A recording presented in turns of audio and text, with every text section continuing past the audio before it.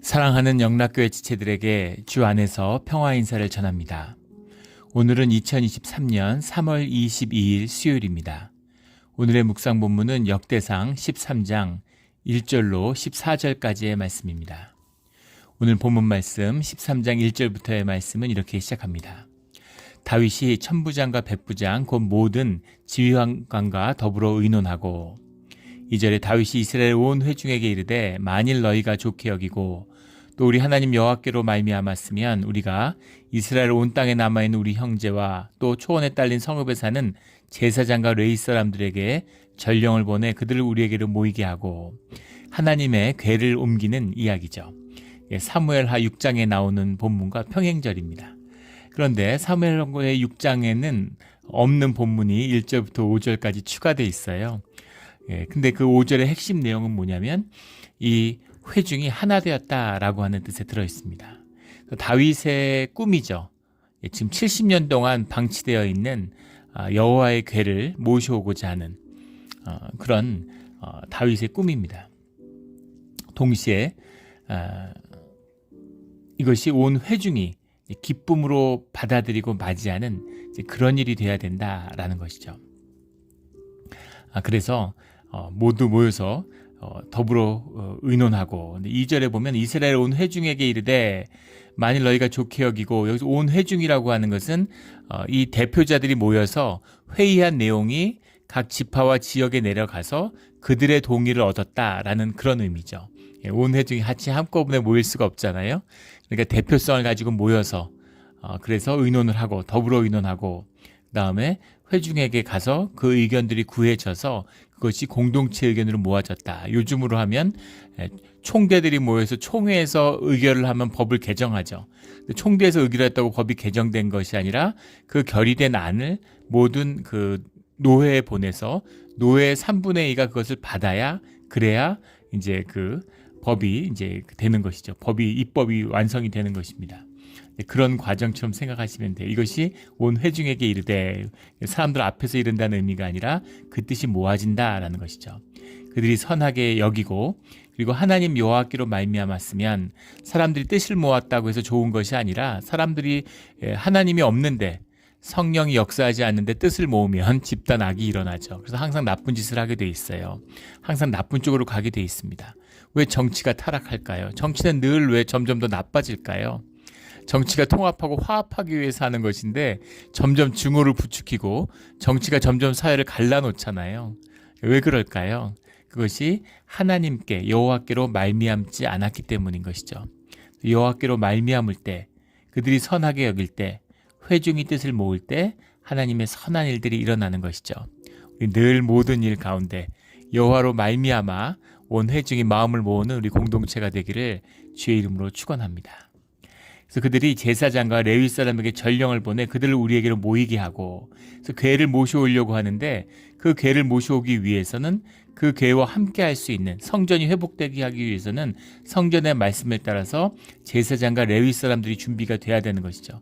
그들을 모아야 되는데 그들에게 전령을 보내 이렇게 돼 있습니다. 보내라는 말이 이제 오늘의 핵심 문장인데 단어인데 니슬로하흐라는 말이에요. 니슬로하흐라는 말은 파라스라고 하는 이제 깨트리다라고 하는 오늘 그 베레스 우사라고 하는 11절에 나오는 그 말과 같은 말입니다. 파라스라고 하는 말과 살라라는 말이 나오는데 이 파라스라는 말이 이제 중요한 말이죠. 이 말이 사람이 주체가 되면은 이 말은 현상을 타개한다, 깨트리다 이런 말이거든요. 충돌하다 이런 말인데 현상과 부딪혀서 그것을 깨트리는, 돌파하는 그런 의미가 있어요. 근데 이것이 하나님이 주어가 되면 이것은 벌 준다는 의미가 됩니다. 왜일까요? 하나님을 돌파할 수 있는 사람이 있겠습니까? 하나님을 깨트릴 수 있는 사람이 있겠어요? 하나님하고 충돌하면 죽는 것이죠. 하나님하고 충돌하면 그 자체로 그보다 큰 재앙과 벌이 어디 있겠습니까?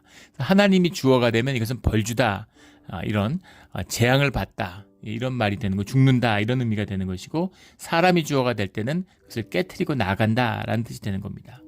이 파라스라는 말과 살라흐라는 말이 붙었는데 깨트리고 나간다라는 말이 의지의 표현이죠. 근데 전령을 보내는데 뭐 이렇게 엄하간, 이건 비장한 말을 썼을까요? 예. 레위인들을 불러 모으는 게 쉽지 않았기 때문입니다. 오라 그러는데 레위인들이 안 와서 그러는 게 아니죠. 레위인들을 끌어모으는 일이 쉽지 않은 일이에요. 왜 쉽지 않았겠습니까? 뭐 여러 가지 이유가 있죠. 레위인들을 모은다는 것은 그 사회가 준비됐다는 뜻입니다. 지금 코로나로 한 1년 봉쇄되고 그 영향이 한 3년 정도 갔는데 그 많은 교회들 지금 뭐 그 미국 교인들이 한 반 정도 줄었다고 그러죠. 통계에 보면. 그러니까 이게 얼마나 그 허약하고 사실은 뭐 신앙도 아닌 것이죠. 우리 노회 가운데 우리 총회에 유럽 노회가 있는데 유럽 노회 16교회가 있는데 그중에 13개 교회가 문을 닫았습니다. 문을 닫았다는 게 이제 교회로 모이지 않는다는 의미가 아니라 그 교회를 닫았다는 의미는 교회가 아니라 기도처로 이제 낮아졌다는 얘기죠. 기도처가 됐다는 의미는 더 이상 목회자를 청빙할 수 없기 때문에 목회자를 교회가 서포트할 수 없기 때문에 목회자가 없는 교회, 교인들은 모여 있지만 목회자는 더 이상 없는 교회가 됐다 이런 의미입니다. 교회가 유지할 수 없는 것이지 교회로서 목회자를 서포트할 수 없는 거예요 삶을.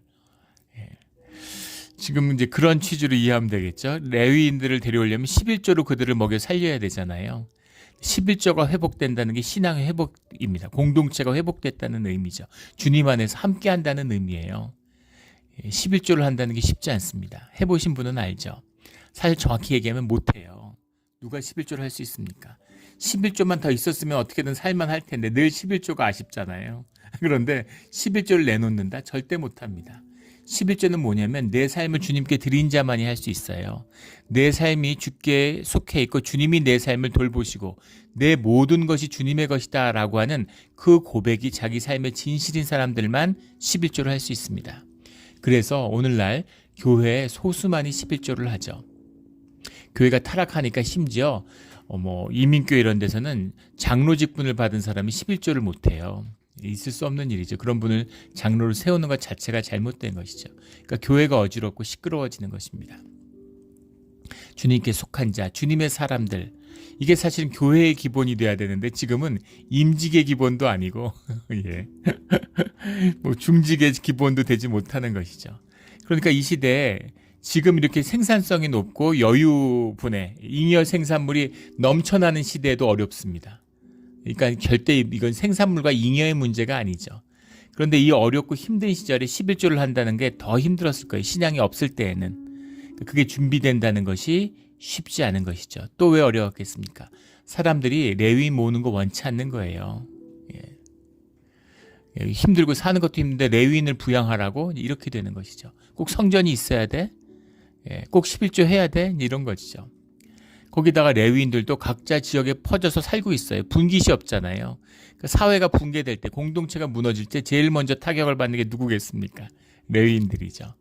레위인들이 요즘을 생각하면 이렇게 생각하시면 돼요. 목회자였는데 교회가 무너지니까 뭐 어떻게 먹고 살아요? 그러니까 뭐 택시 운전도 하고 뭐 우버 택시도 몰고 뭐 무슨 뭐 이런 공사판에 가서 일도 하고 음식점에서 서빙도 보고 이런저런 일을 하는 거예요.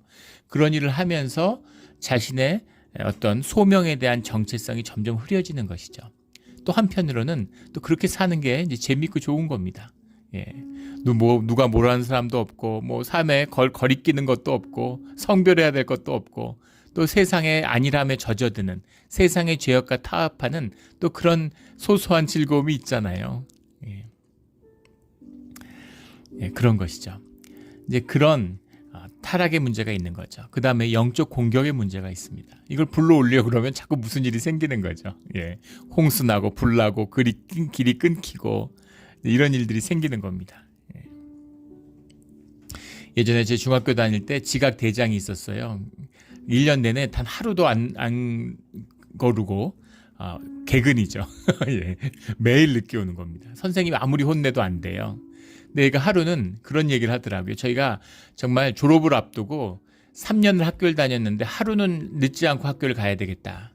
그런 결심을 해가지고 정말 오늘만큼은 자기가 결심을 한 거죠. 그래서 집에서 한 30분이면 올 수 있는 거리인데 1시간 전에 출발을 했대요. 미리 2시간 일찍 일어나서 도저히 어떻게 해도 늦을 수 없는 그래서 가는데 그런 일이 한 번도 없었는데 이제 정말 배에 타는 듯한 복통을 느껴가지고 설사가 나서 계속 설사하다가 오니까 또 늦었더라고.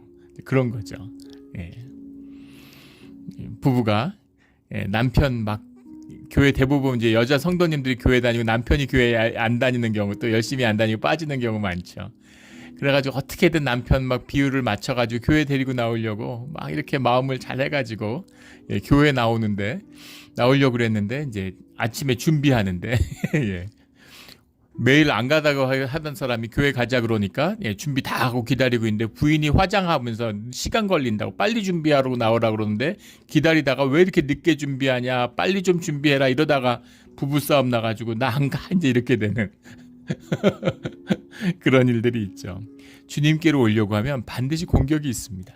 그게 이제 마귀의 소명이잖아요. 마귀의 사명이에요. 마귀가 그런 일을 하라고 나와 있는데 그런 일을 열심히 하는 것이죠. 자기 맡은 일을. 그래서 반드시 그런 어려운 일들이 있다는 겁니다. 그래서 무슨 야 우리 이제 성전 회복하자. 우리 다시 이제 성막을 세워야 되겠어. 그렇게 세워지는 것이 아니라는 겁니다. 주님은 가운데서 마음이 모아지고 교회가 회복되는 절차가 있어야 되는 것이죠. 우리 교회가 1년 동안 봉쇄됐었지만 코비드 이후에도 교회가 그냥 오늘 하루아침에 연 게 아니죠. 기도로 준비되고. 근데 그걸 준비하는 동안 이게 정말 교회일까? 마음속에 교회가 살아남을까 흩어질까? 주님이 교회로 살아남게 해주실까? 사실 그런 마음에 도전이 있었습니다. 그런데 교회를 찾아오고 와서 조용히 그 잡초를 뽑고 가고 전지를 하고 가고 청소를 하고 가고 그런 분들의 모습을 보면서 하나님이 교회를 열어주시겠구나 이런 마음이 들더라고요. 처음엔 새벽 기도도 이제 뭐 교회 일체 모임 뭐 5인 이하의 모임은 갖지 마, 이상은 갖지 마라 이럴 때 기도하는데 주님이 이제 정말 우리가 간절히 원하는 우리의 소원을 주님이 들어주시겠구나 하는 마음이 들었어요. 주님이 다시 주님의 사람들을 모으고 주님의 제단을 열어주시는 그 준비가 돼야 되는 것이죠. 근데 그 준비의 시간이 결코 쉬운 것이 아니었다. 그래서 어떤 일이 있어도 내가 해내겠다는 거죠. 우리가 뜻을 모으면 우리가 한 마음이 되면 그 일을 내가 꼭 해낼게. 이런 다윗의 맹세인 거죠. 그래서 그들에게 전령을 보내 어떻게든 보내 그들을 모아오겠다. 이렇게 약속을 하는 것이죠. 3절에 우리가 우리 하나님에게로 우리에게로 옮겨오자. 사울 때에는 우리가 궤 앞에서 묻지 아니하였느니라. 이게 사울의 진실인 거죠. 사울 때 무슨 종교성이 부족했던 게 아니죠. 뭐 대제사장이 없었던 것도 아닙니다. 그런 게 아니라 왜 궤를 모시고 오려고 하지 않았을까? 하나님의 궤는 뭘 의미하는 거예요? 하나님의 임재를 의미하는 겁니다. 근데 하나님의 임재와 하나님과 함께 살아가는 것이 싫은 거예요. 이게 종교입니다. 이 종교의 본질이에요. 종교는 이원론이죠. 하나님은 교회에 계셔. 하나님은 성전에 계셔. 주일날 예배 때 만나 드릴게. 이런 거죠. 그리고 우리 따라다니면서 뭐 성별되라 그러고 거룩하라 그러고 이런 거 하지 마. 내 삶에 이렇고 저렇고 하지 마. 나는 내 마음대로 살아. 내가 하고 싶으면 하는 거야. 내 뜻대로 하는 거야. 교회도 내가 마음에 맞으면 오고 뭐 기분 나쁘면 안 오고 뭐 예배가 마음에 드니 안 드니 뭐 절차가 이러니 저러니 이러면서 그런 걸로 트집 잡고 이런 거 있잖아요. 이런 종교의 행위들. 막 거룩하고 막 금식하고 막 열을 내요. 왜 교회가 이거밖에 안 되냐? 왜 교회가 선교하지 않느냐? 본인이 기분이 막 흥하고 이러면은 열심을 내는 거죠. 그러다가 뭐 사업이 좀 어려워지고 힘들어지면 또 교회 못 나오고 뭐 막 그러는 거죠. 이런 것이 종교입니다. 근데 종교는 하나님이 가장 가증하게 여기시는 거예요. 동시에 종교의 옷을 신앙이 입고 있습니다.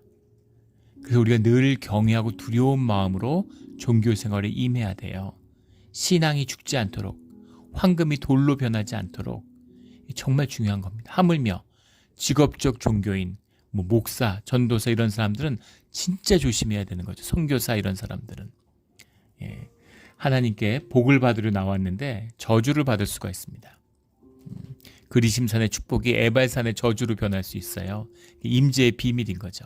그걸 알기 때문에 종교인들이 그걸 알기 때문에 저주를 피하기 위해서 복도 못 받는 것이죠. 현상의 것을 취하는 겁니다. 그래서 종교는 늘 돈과 타협하고 세상의 권력과 타협해요. 타락할 수밖에 없는 것이죠. 근데 그 종교를 새롭게 하고 종교를 개혁을 이뤄내는 것은 믿음의 사람들, 신앙의 일이다라는 게 들어있는 거죠. 그래서 사울은 괴에 대해서 묻지 않아요. 상관없는 것이죠. 야, 사무엘 때도 못 갖고 왔는데 뭐 그런 거는 뭐 우리는 어떻게 할 수 없어. 뭐 이런 거. 내일이 아니야. 뭐 이런 거죠. 예. 그런데 다윗은 주님과 함께 하고자 하는 겁니다. 주님과 동행해서 여기까지 왔어요. 주님과 동행하는 나라, 하나님 나라를 세워야 되겠다. 이런 마음을 다윗은 품고 있는 것이죠. 이게 진짜입니다. 예. 부모가 있는데 부모를 막 경외해. 부모님한테 막 좋은 선물 해주고 뭐 부모님한테 뭐 다이아 반지 뭐 좋은 막 시계 이런 거 사다 드리고 옷 사다 드리고 막 음식 사다 드리고 이러면서 부모님을 보러 오질 않아요. 계속 계좌로 돈만 보내드리고 부모님하고 교제하고 말씀을 듣고 같이 밥 먹고 이런 건 별로 상관없고 나는 내 삶이 바쁘니까 1년가의 부모는 만나러 오지 않는 거예요. 예, 그게 무슨 자식입니까? 예, 뭘 가졌던 뭐가 있던 내가 순대 한 접시를 먹어도 야 이거 너무 맛있는데 우리 부모님 좀 가서 이걸 사다 드려야 되겠다, 먹여드려야 되겠다, 이걸 싸서 찾아오는 자식, 그게 진짜 자식 아니겠습니까? 예, 옛날에 그 전에 한번 무슨 이렇게 무슨 식당에서 무슨 나오는데 뭐 재방송이겠죠. 근데 무슨 이제 코미디언이 라면을 끓여 먹는 뭐 먹방이라고 그러죠. 먹방쇼 뭐 그런 거예요. 예, 근데 그걸 제가 유심히 봤는데 라면을 끓여 먹다가 눈물을 흘리는 거예요. 그러니까 사람들이 당황하죠. 왜 우냐고. 그럼 라면이 너무 맛있어가지고 자기 아버지 생각이 났다고. 예, 우리 아버지가 이 라면을 한번 드셨으면 좋았을 텐데. 어릴 때 돌아가신 아버지 생각이 났다. 이 얘기를 하는데 뭔가 가슴에 울컥하는 게 있었습니다. 진심이 있는 거예요. 진심이 통하는 것이죠. 예, 그런 마음이죠. 주님이 그런 마음을 기뻐하시는 거예요. 예, 그런 마음을 기뻐하시는 겁니다. 예, 거짓된 종교인들의 11조가 아니라 주님이 과부의 두닙, 그 헌금을 귀하게 여기시는 마음을, 삶을 주님께 올려드리는, 진짜를 드리는 그 생명을 주님이 받으시는 것이죠. 우리 그런 살아있는 신앙으로 우리의 신앙의 길을 걸어가게 되기를, 믿음의 길을 걸어가게 되기를 주의 이름으로 축원합니다. 4절에 뭇백성의 눈에 이 일이 좋게 여김으로 온 회중이 그대로 행하겠다 한지라. 서로 이제 하나 되었다는 겁니다. 그래서 주님을 앞에 모셔오자, 그 언약궤를 가져오자, 이렇게 뜻이 된 거죠. 이에 다윗이 애굽의 시올 시내에서부터 하맛 어기까지 온 이스라엘을 불러 모으고 기렛 여아림에서부터 하나님의 궤를 메오고자 할세. 그래서 이제 하나님의 궤를 가져오려고 하는데, 그 애굽 시올 시내에서부터 하맛 어기까지라고 하는 말이 이제 독특하죠. 보통은 단에서 부엘세바까지라는 게 온 이스라엘의 지경을 표현하는 대표적인 표현인데, 애굽의 시올 시내에서부터 하맛 어기까지라는 건 이제 바벨론 유스에서 돌아온 귀한 자들의 표현이었던 것 같아요. 더 어떻게 보면 지경이 넓어졌다고 해도 멀리 퍼졌죠. 애굽에도 끌려가고 여기도 끌려가고 저기도 망명 가고. 그래서 그 표현이 좀 변한 것이죠. 근데 이 본질은 이스라엘의 회복이 담겨 있는, 이 역대기의 독자들이 그 예루살렘의 귀한한 자들이다라는 사실을 우리가 엿볼 수 있는 것이죠.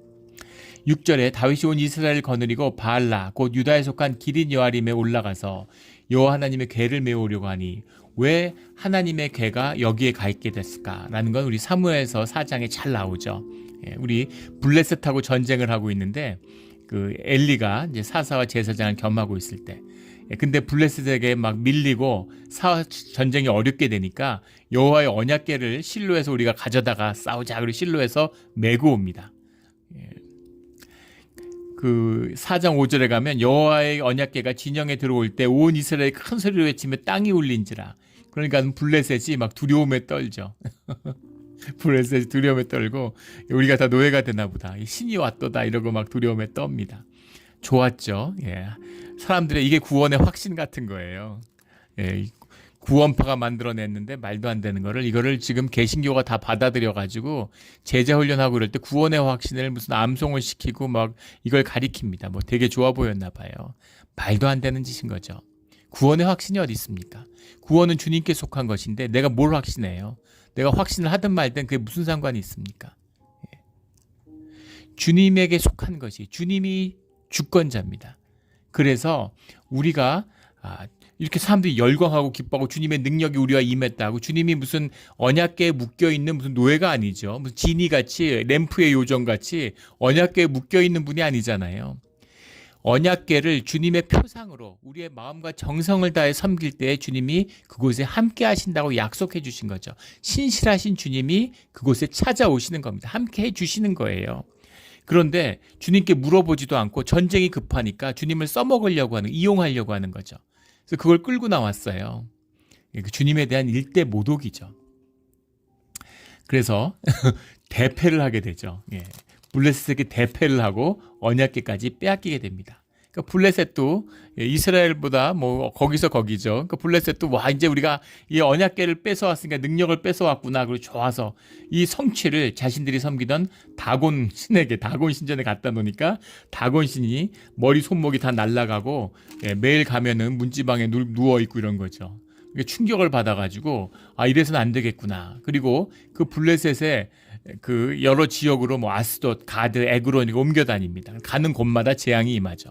복의 근원일 줄 알았는데 이 주님이 뭔가 신비한 본질의 세계잖아요. 주님의 임재라는 건 본질의 세계가 현상의 세계로 실제화된다는 얘기잖아요. 근데 그 본질의 세계가 우리가 생각하는 것처럼 좋은 것만 있는 게 아니라는 겁니다. 그림심산의 축복만 있는 게 아니라 에발산의 저주가 함께 있어요. 그게 생명의 본질이죠. 그래서 그 주님이 그것이 임하니까 병이 낫는 게 아니라 없던 병이 생겨요. 그래서 막 질병이 돌고 막 독종이 돌고 이러면서 사람들이 막 죽어나가는 거죠. 그래서 결국은 그것을 다시 돌려보낸 겁니다. 그 돌려보낸 것이 그게 이제 우여곡절 끝에 지금 기린 여아림에 와 있는 거죠. 여기 와 있게 된 이야기가 이제 7장, 사무엘상 7장에 나오는 1절, 2절의 이야기죠. 기린 여아림 사람들이 와서 여호와의 궤를 옮겨 산에 사는 아비나답의 집에 들여놓고, 아비나답은 레위인이죠. 고라의 후손입니다. 아비나답의 집에 들여놓고 그의 아들 엘리야사를 거룩하게 구별. 엘리야사는 물론 그런 아론의 그 제사장을 잇는 그 엘리야사는 아닌 동명이인이지만 동시에 엘리야살이라는 이름을 아무나 함부로 붙이지 않았겠죠.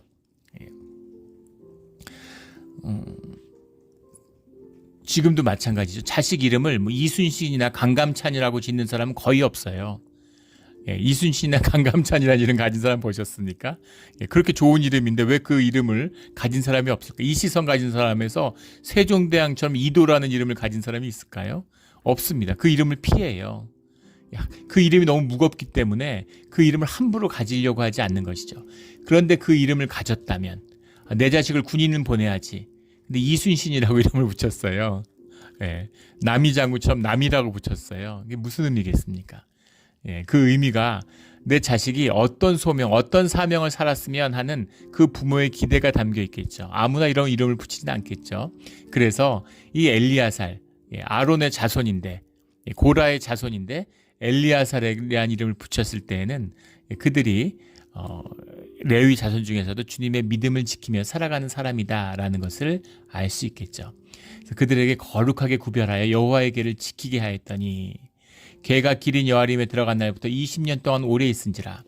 다윗이 이것을 들고 나올 때는 70년이, 메고 나올 때는 70년이 지났을 겁니다. 20년 동안 오래 있은지라라는 건 무슨 의미냐면 20년 동안 기린 여아림에 가서 주님의 궤에 나아가지 못했다, 이런 의미입니다. 왜 나가지 못했을까요? 기린 여아림은 블레셋 땅 속에 있어 블레셋의 영향하에 있는 지역입니다. 그 냉전 시대에 동독과 서독이 갈라졌죠.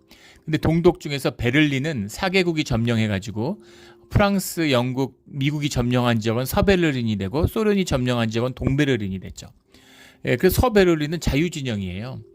그런데 동독 안에 있는 겁니다. 비행기를 타고 갈 수는 있지만 땅으로는 못 가죠. 그래서 베를린 봉쇄, 냉전이 격화되니까 소련이 베를린을 봉쇄했죠. 그러니까 미국이 어마어마한 공수작전으로 서베를린을 구원해냅니다. 그때 그 존 F 케네디가 베를린을 방문해서 베를린 광장에서 내가 베를린 시민이다, 이렇게 유명한 그 연설이, 역사적인 연설이 남아 있죠. 내가 베를린이라고, 내가 베를린 시민이라고, 이렇게 그걸 이제 본 따서 내가 누구다, 내가 누구다, 이런 식으로 이야기하는 이제 그런 게 있잖아요. 그런 것처럼 이 기린 여아림이라는 것은 이제 그 블레셋의 영향력 안에 있었기 때문에 사람들이 그곳에 찾아갈 수조차 없었다는 겁니다. 예. 자유로운 신앙생활을 할 수 없었다는 것이죠. 사무엘이 사사로 있을 때예요. 그런데 사무엘이 이걸 회복하려고 하지 않았겠습니까? 예, 그런데 쉽지 않은 것이죠. 왜 쉽지 않았을까요? 하나님이 허락하지 않기 때문입니다. 예, 그래서 하나님이 허락하실 때 사무엘이 이걸 누구보다 원하지 않았겠습니까? 일생의 소원이 아니었겠습니까? 그런데 이 실로의 회복이 이루어지지 않은 것이죠. 그것을 의미하는 겁니다. 이스라엘 온 족속이 여호와를 사모하니라. 사무엘상 7장 2절에 이렇게 그의 이야기가 끝나죠. 사모한다라는 게 그리워한다는 의미가 아니라 나하라는 말인데 크게 운다는 얘기입니다. 애통해하고 비통해했다. 예. 주님의 임재가 없으니 우리가 어디서 복을 받고 있는 이런 애통함이 있는 것이죠. 예. 근데 그 괴가 70여 년이 지나서 이제 가지고 오려고 하는 거예요. 그것을 이제 메고 오려고 하는 겁니다. 6절에 다윗이 온 이스라엘을 거느리고 바알라고 유다 기린 여아림에 올라가서 여호와 하나님 궤를 메우려 하니 이는 여호와께서 두 그룹 사이에 계심으로 이러한 이름으로 일컬음을 받았더라. 여호와께서 두 그룹 사이에 계신다라는 말은 이제 그 속죄소죠. 이 언약궤 그 뚜껑이죠. 거기에 있는 한 몸뚱이로 조각된 그 천사 케루빔이죠. 케루빔. 천사와 같이 날개를 이렇게 덮고 있는 케루빔이라는 것은 주님을 성전 그 보좌 옆에서 그것의 권위를 지키는 그런 생물이죠. 정확히 뭐라고 표현하기는 어렵지만 마치 천사와 같은 그래서 그 날개로 덮고 있는 그 그룹 사이에 주님이 계신다라는 겁니다. 그러한 이름으로 일컬음을 받았더라. 주님의 일컬음을 받았다는 얘기는 주님이 그곳에 계신다, 함께 하신다. 주님이 함께 하시는 주님의 임재가 머물고 있는 그 언약궤, 그 법궤 이 의미죠. 그 궤를 메우려고 했다라는 얘기입니다. 7절에 하나님의 궤를 새 수레에 싣고 아비나답의 집에서 나오는데 우사와 아이오는 수레를 몰며 이게 문제인 거죠. 예. 민수기 7장에 보면 이것은 레위인 중에서도 고핫 자손들이 이 어깨에 매게 돼 있죠. 예. 어깨에 매는데 그 채를 끼워서 그 나무 그 봉 황금으로 만든 그 규례가 다 나와 있잖아요. 민수기에 고리를 끼워서 그걸로 어깨에 매고 나오게 돼 있습니다. 근데 수레에 실었다는 거예요. 예, 이거는 무슨 얘기라고 비유를 해야 될까요? 오늘날 우리 예배당에 있는데 예배당에 있는 앞에 있는 그 제단을 옮기려고 그러는데 그거를 무거우니까 포크레인 가져다 옮기자 이런 거죠. 일종의 사람이 옮기는 거하고 포크레인이 옮기는 거하고 그것도 사람이 조정하는 건데 뭐가 다를까요? 예, 그 수단의 문제가 아니라 마음의 문제죠. 마음의 정성의 문제입니다. 예. 우리 한국에서 제가 섬길 때 교회에서 그 성찬식을 준비하는데 그 여장로님들하고 권사님들이 나와서 그걸 준비하세요. 근데 그 여장로님들이 그 본당에 들어갈 때 신발을 벗어놓고 들어갑니다. 그렇게 하라고 하는 어떠한 교리적인 것도 없죠. 근데 그 마음이에요. 예, 그걸 정성으로 준비해서 그 포도주도 다 담아서 하고 빵도 만들어서 해요. 사서 하지 않습니다. 사는 거하고 만드는 거 어차피 그것도 만든 거 파는 건데 뭐가 다를까요? 근데 그런 마음, 그게 더 좋다는 의미가 아니라 그거를 그렇게 자신의 마음을 정성을 표현하고자 하는 그 마음이 귀한 것이죠. 예, 그것이 귀한 것입니다. 그런 의미인 거죠. 더 중요한 것은 그것이 주님과의 관계, 신앙의 핵심이라는 겁니다. 신앙은 주님이와 우리가 인격으로 함께 교제하는 것이에요. 살아계신 하나님과의 살아계신 인격으로서의 주님을 만나서 교제하는 것이 신앙입니다. 근데 주님은 영이고 주님은 보이지 않으시고 주님이 말씀으로 자신을 드러내시죠. 그래서 우리가 말씀을 읽고 말씀을 통해 주님과 교제하는 겁니다. 이게 우리 신앙이에요. 그런데 내가 열심, 종교는 뭐냐면 내 열심으로 구원의 확신 같은 거죠. 내가 좋아해, 내가 너 좋아한다고 뭐 이런 짝사랑. 상대방이 어떤 거하고는 상관없어요. 말도 한마디 안 걸었는데 막 내가 그 사람한테 뭐 어쩔 줄 몰라 매일 선물 갖다 놓고 뭐 꽃 갖다 놓고 막 어떻게 할 수가 없어. 그 사람과의 교제는 아니지만 우린 그것을 세상에선 짝사랑이라고 얘기합니다. 그 짝사랑을 성경에서 뭐라고 얘기하냐면 우상숭배라고 얘기하는 거죠. 실제가 없어요. 누구랑 사랑을 나누는 겁니다. 뭡니까? 하나님과의 관계에서는 짝사랑이라는 게 성립하지 않아요. 그리고 하나님이 다른 우상 숭배도 아주 싫어하시고 심히 가증히 여기시지만, 아주 몹시 싫어하시지만 하나님을 우상 숭배로 만드는 건 용서치 않으십니다. 제일 나쁜 일이기 때문이죠.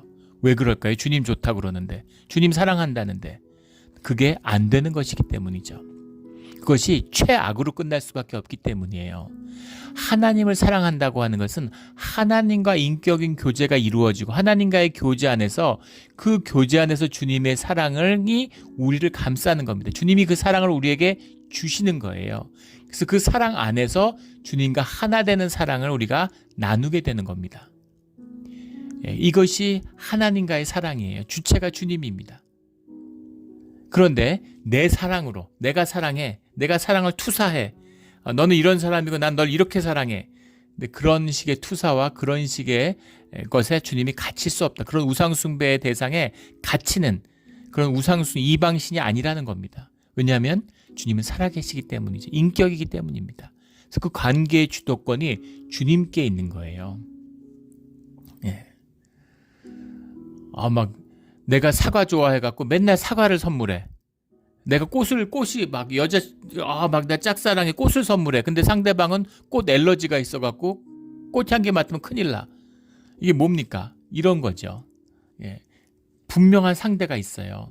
그 주님이 원하시는, 주님과 함께 교제하는 그런 것이 돼야 된다. 내 열심으로 되는 게 아니라는 거죠. 근데 왜 수레를 갖고 나왔나? 가볍게 쉽게 생각해서 수레를 갖고 나온 건 아닌데, 이 당시에 이방신들, 특히 블레셋 지역의 신들은 전부 다 수레로 옮겼죠. 합리적이잖아요. 신상은 되게 금속으로, 금이나 천리나 청동으로 이루어져요. 얼마나 무거워요. 그걸 어떻게 사람이 들고 옮깁니까? 걔는 나무로 이루어졌고, 물론 금을 씌웠지만 나무로 이루어졌기 때문에 옮길 수 있어요. 근데 만약에 청동으로 만들었다고 생각해 보십시오. 이거 어떻게 옮깁니까, 사람들이? 그러니까 수레에 옮겼는데, 수레에 옮기는 것이 일상화되어 있는 거죠. 벌써 70년이 지나고 사람들이 이게 희미해져 가지고 이것을 대충 알고는 있었는데 어렴풋이 정확히 모르는 겁니다. 그러니까 이거를 함부로 옮기려고 그러다가 수레에다가 실은 거죠. 메고 나오려고 갔는데 매지 않고 수레에 실었어요.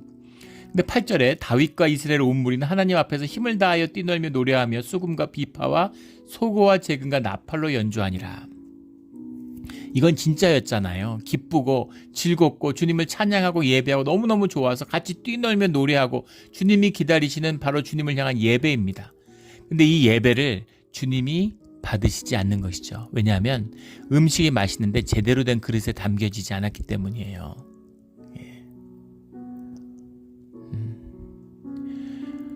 귀한 손님이 왔는데 음식을 대접하는데 음식이 맛있는데 뭐 적당한 그릇이 없어갖고 손에다가 받쳐서 야 먹어 이렇게 이렇게 하는 거죠. 근데 뭐 사람끼리는 그렇게 할 수도 있겠죠. 그런데 그런 것이 아니라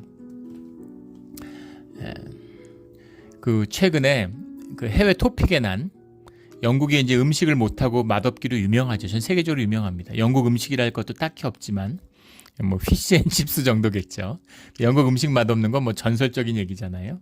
근데 최근에 그 런던의 5성급 호텔, 영국의 런던에 있는 5성 호텔은 5스타 호텔이죠. 제일 비싼 호텔이잖아요. 등급 중에서. 그런데 거기서 아침 조식을 주는데 얼마나 이제 비싸게 받겠어요. 근데 그 음식이 이렇게 나무 종이 박스 같은 데다가 달걀하고 소세지 몇 개 뭐 이렇게 해가지고 준 겁니다. 그게 세계적으로 화제가 됐어. 이게 영국이다 이러고. 그게 화제가 되니까 호텔도 깜짝 충격을 받아서 얼른 그걸 이제 철회했다는 거예요. 우리 그 한국에 통영 이런 데 가면, 통영 시장 같은 데 가면은 이 기름 종이에다가 음식을 주더라고요. 반찬이나 밥 같은 거, 시래기국 팔고 이러는데, 그 바닷가에서 노포를 하니까, 노점상을 하니까 할머니들이 설거지하고 이런 게 물을 쓰기가 어렵잖아요. 그 음식을 해온 거를 이제 설거지하고 쉽게, 뒤에 뒷정리하기 쉽게 그 기름 종이에다가 음식을 주는 거예요. 그것도 뭐 한 20, 30년 전이라 지금도 그렇게 하는지 모르겠는데, 그런데 아무도 뭐라는 사람이 없습니다.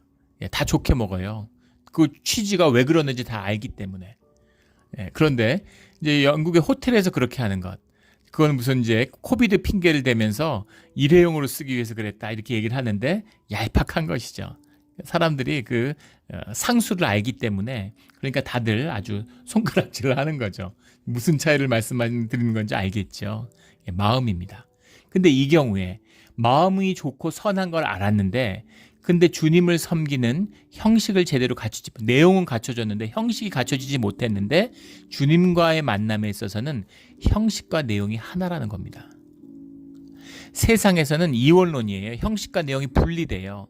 그래서 내용이 좋으면 형식을 용납받을 수 있습니다. 그런데 주님을 섬기는 데 있어서는 형식과 내용이 하나예요.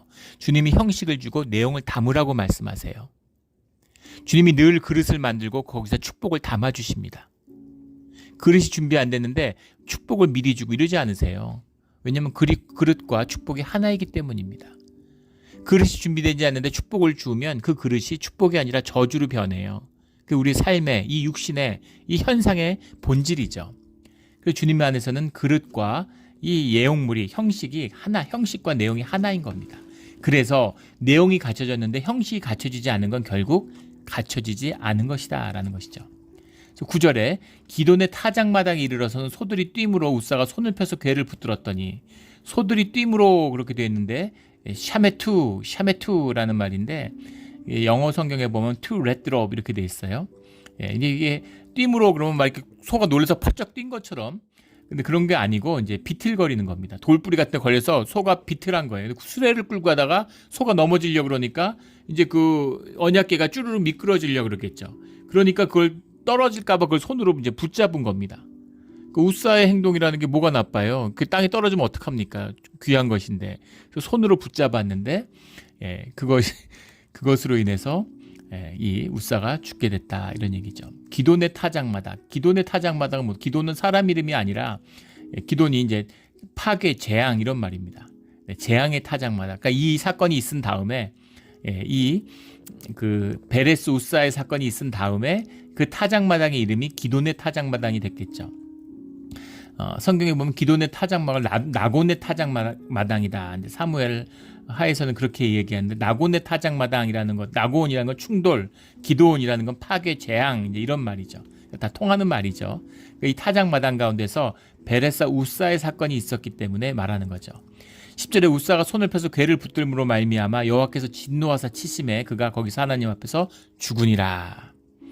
11절에 여호와께서 웃사의 몸을 찢으셨으므로 다윗이 노하여 이거 해석을 이렇게 해가지고 몸을 찢으셨다 그러니까는 죽은 거에서 더해서 몸이 막 다 짓이겨지고 찢어졌나 이렇게 느껴지잖아요. 그런 얘기가 아닙니다.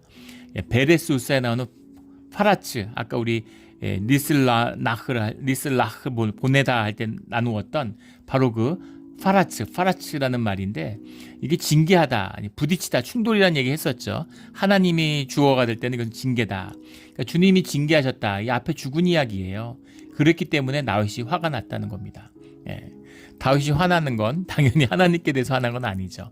웃사에 대해서 화났을까요? 자기가 술에 실으라고 그랬는데 근데 아니 그것도 몰라 이래서 화났을까요?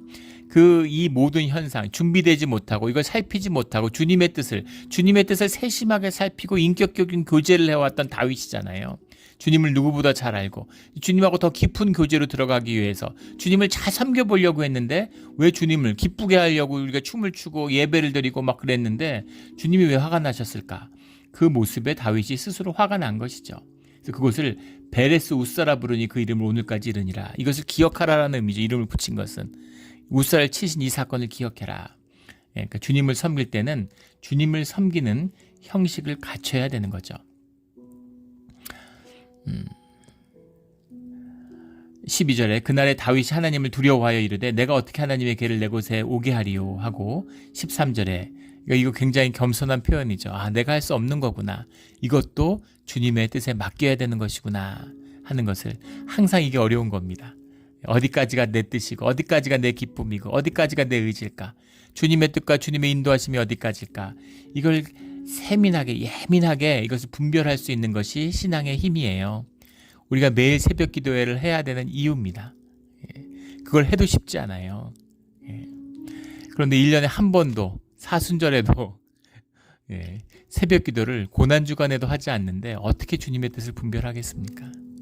그런 것이죠. 하나님을 두려워하여 이르되 어떻게 하나님에게를 내가 오게 하리요. 그래서 13절에 다윗이 궤를 옮겨 자기가 있는 다윗성으로 메어들이지 못하고 그 대신 가드 사람 오벳에돔, 가드에 속한 사람이 아니라 가드에 태어난 사람이란 뜻이죠. 가드 사람 오벳에돔, 고라의 자손, 고아스의 자손이죠. 나중에 성소의 문지기가 되는 레위인 오벳에돔의 집으로 메어가니라. 하나님의 궤가 오벳에돔의 집에서 그의 가족과 함께 석 달을 있으니라. 여호와께서 오벳에돔의 집과 그의 모든 소유에 복을 내리셨더라. 그 적합한 자리에 적합한 형식의 내용이 하나가 되니까 주님의 말씀대로 이루어지고 주님이 존중을 받으니까 주님의 축복이 그 집과 모든 소유에 복이 임하셨다. 주님이 원래 복을 주고 싶어 하시잖아요. 복 주기를 축복하시길 원하시는 주님, 그 주님의 뜻이 주님이 온전하게 주님을 섬길 때 주님의 축복이 우리 삶의 자리에 임하는 것이죠. 우리 온전히 주님을 섬김으로 늘 주님의 축복을 받고 형통의 길이 열리는 우리 신앙의 자리가 되기를 주의 이름으로 축원합니다. 아멘. 기도드리겠습니다. 하나님 아버지, 언제 받아도 하나님이 궤의 말씀은 어려운 말씀입니다. 그리고 우리가 궤를 어떻게 주님의 임재와 함께 할 수 있는지, 주님의 임재가 떠나지 않고 어떻게 우리의 삶 가운데 머물 수 있는지, 그것이 우리의 신앙의 가장 큰 숙제임을 압니다. 그러나 우리가 할 수 있는 것이 아무것도 없고 오직 십자가의 보혈의 은혜로 주님의 긍휼과 자비로 그게 가능한 것임을 저희가 압니다. 주님, 자비를 베풀어 주시고 깨닫게 하시고 말씀으로 가르쳐 주셔서 우리가 주님을 올바르게 섬길 수 있도록 인도하여 주시옵소서. 모든 것을 주님께 맡기며 늘 감사하며 예수 그리스도의 이름으로 기도드렸습니다. 아멘.